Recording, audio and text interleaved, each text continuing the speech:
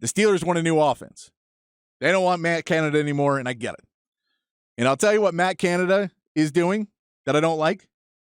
I'll tell you why the problem the Panthers are going to have this season, the problem the Texans are having this season. And this is a thing that NFL teams and teams that are young and certain coaches have a hard time figuring out, but the ones that have success know.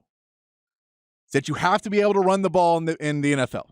You have to be able to run the ball in the NFL. Now, I'm not saying you have to run the ball all the time. I'm not saying you have to run the ball an insane amount of times. You have to be a run-based team. You don't have to do that. But you have to be able to run the ball. So we're through 2 weeks now. And if you're looking at the record of teams with more rushing attempts than the other team through 2 weeks. So they have more rushing attempts than their opponents. Those teams are 26-6. I'm going to tell you, I understand that there is a big caveat on all this, that winning teams will, if you're playing that kind of way, that you're probably going to have more runs than the other team because they're trying to catch up at the end of the game and you're already ahead. So you're going to try and run at the clock. You're going to have more runs. Now, some of these are closer. Some of these are 5 or 6 runs difference, a couple runs difference. I can tell you Tampa Bay and Miami both won their games. Both were tied in carries. I didn't put them in they tied the amount of carries and rushes they had. So there's some games where that doesn't matter as much. But 26-6, the team with more rushing attempts through 2 weeks, right? More rushing attempts than the opponent. The Panthers had 6 more attempts than the Falcons in week 1. So these are the teams. This is for the teams that are the 6 teams that broke the trend. That the team that lost had more rushing attempts than the team that won. The Panthers had 6 more attempts than the Falcons in week 1, but the Falcons ran the ball more than they threw it. They just ran 24 less plays. So that's a way. We'll take that one off. We're not counting that one because clearly the Falcons ran the ball. In week 2, the Texans had 3 more rushes than the Colts. Texans ran 23 more plays. The Colts did 10 more pass plays than runs. Had 10 more pass plays than runs. The Texans had 21. So clearly the metric is the Colts still ran the ball more. So it's in there. And these are bad teams. And bad teams kind of mess up these trends as well. The Lions had 2 more rushes than the Seahawks in week 2. The Lions turned the ball over 3 times. The Browns had 14 more carries than the Steelers in week 2. They had 4 turnovers, 2 turning into defensive touchdowns. If you turn the ball over, it doesn't matter how well you run the ball. You're going to lose games. Also, the Cardinals had 2 more rushes than the Giants in week 2. Saquon Barkley gets hurt in that game. The Giants would have kept running it, and the Cardinals are just a bad team. So there's really only one game that mocks this trend, and it's because of the defense. But it's not because of good defense. It's because of bad defense. And that's the Chargers in week 1.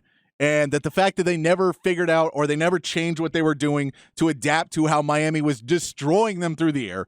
So clearly the Chargers ran the ball more. Miami was just dominating them through the air. Chargers never adapted to Miami's passing game. They end up losing that game. So I get you want to pass the ball. 26-6 when you run the ball more than your opponents. Now let's look at if you run the ball more than you pass the ball. 16-1 are teams in the first 2 weeks who run the ball more than they passed it. More run plays than pass plays. And we're not even counting in short passing. 16-1. You know that one loss? That's that Chargers game. The one where Brandon Staley should be fired for. The one that Brandon Staley shouldn't have a job anymore. They could have beat Miami. I know that offense looked electric, but it helps when you're playing man coverage and they're getting beat. So 16-1 for teams that had more rushing attempts and passes through 2 weeks. So if you in the first 2 weeks of the season, 16-1 if you ran the ball more than you passed it. And if you want to say it's all just because of because teams are running away with it, Jacksonville scored 14 points in the fourth quarter in week 1. They ran the ball more than they passed it. Las Vegas won by 1 in week 1. Ran the ball more than they passed it. The Jets ran the ball more than they passed it. Win the game in week 1 on the last play. Atlanta scores 13 points in the fourth quarter in week 2. They win that game. Run the ball more than they pass it. You got to run the ball. You have to run the ball. There is no 2 ways about this. You have to be able to run the ball. If you want to go the other way, if you say, man, you're crazy, passing does it.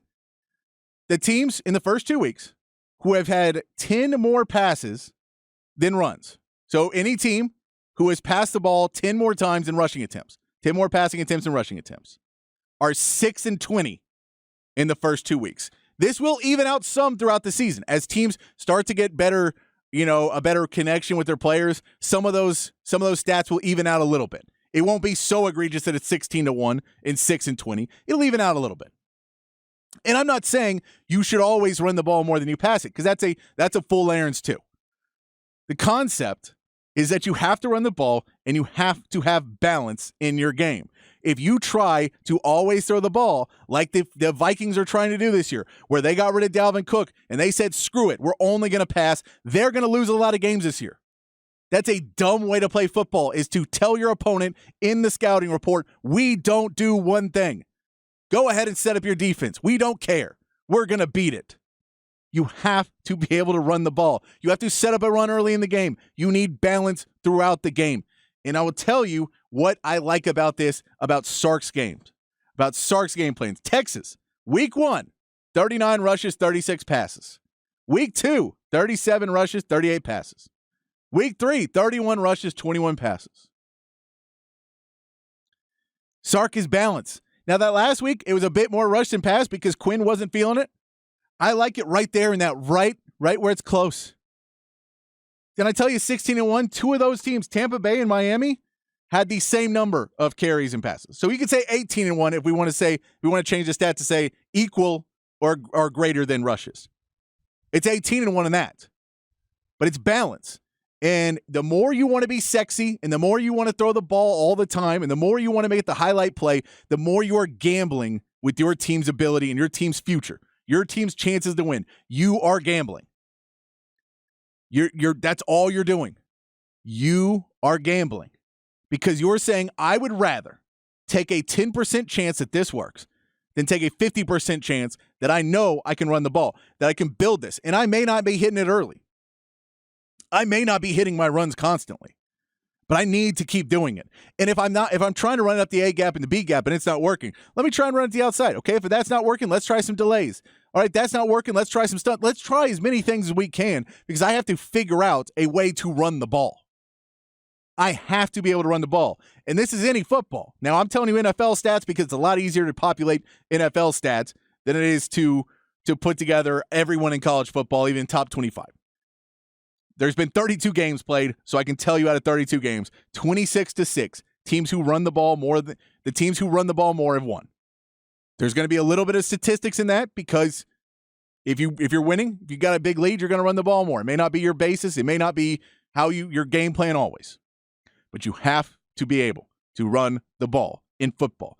And Sark this year isn't worried, isn't trying to go into it thinking, well, I have my superheroes and Bijan and Roshan who can come in at the end and they'll solve all of our problems. He's not thinking that. He says, all right, let's balance it out because I don't know if I have a superhero in Jonathan Brooks or CJ Baxter. When you go to the NFL and you worry about the Panthers and you look at the Texans, what are they doing? Well, they have offensive coordinators who think that Dameon Pierce, that Miles Sanders, that their run game was going to bail out their quarterback. And they put no effort into it. They just said, it'll be there. Let's get our quarterback ready. And, that's it. That's my brand new toy. That's my brand new toy I want to work with. And we'll figure out the run game. We'll figure that out because we got Dameon Pierce on the Texans. We'll figure that one out.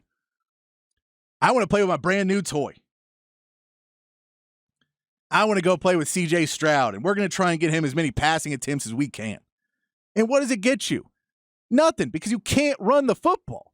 And you got a good running back, and you got multiple good running backs, but you get away from it so quick because you try and make C.J. Stroud do something, and then you're behind the chains, and then you run, and then it's 3rd and 7. And when I got to pass, you can't run the ball on 3rd and 7. Well, why do you want me to run the ball more? I'm getting 3rd and 7. 3rd and 7 is your fault. You have to be able to run the ball. You have to be balanced. Sark, what I appreciate the most about what he is doing this year in his play calling is that he is balancing it out.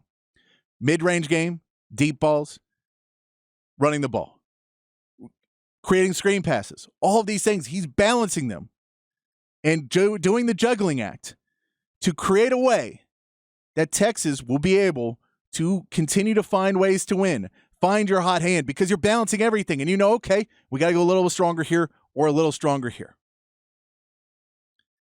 You have to be able to run the ball to win in football. It is the case. I know they make you want to think that it doesn't anymore because they don't want to pay the running backs, but that's not the case. You have to run the ball. You just do. The stats will tell you. It'll even out a little bit throughout the year. The stats will tell you. Run the damn football. The late, great DKR told you. There's 3 things that can happen when you throw the ball, and 2 of them aren't good. You have to be able to run the ball. I like that Sark is doing it. I like that there's balance. I like that there's hope. For some of you guys out there with the 0 losses, I'm with you. I think there may be one. But I'm at 1 loss this year for Texas. I don't know where it's coming, but I'm with 1.